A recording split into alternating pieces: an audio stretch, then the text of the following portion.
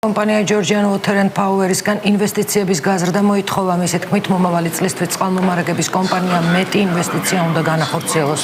თავის მხრივ თბილისის მერი პირობას დებს, რომ ამ მხრივ დაფინანსება გაიზრდება. თბილისის დედაქალაქის მთავრობის წარმომადგენლები და დავით ნარმანია Georgian Water and Power-ის ხელმძღვანელობას დღეს მერიაში შეხვდნენ.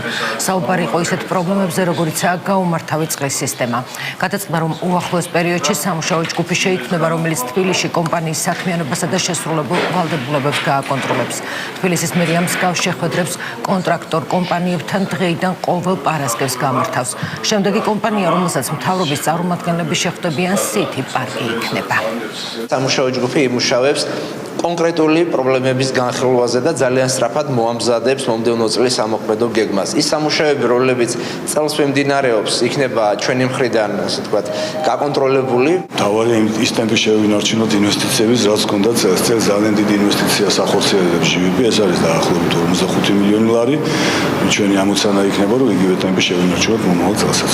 პრობლემები ძირითადად დიფერენცირებული იყო იმის მიხედვით, თუ რომელ რაიონში რა პრობლემაა, მაგალითად სადაც GVP-ს შესრულებული აქვს თავისი სამუშაოები და გზის საფარია დასაგები, იყო ისეთი პრობლემები, რომელიც წყლის ხარისხთან იყო დაკავშირებული.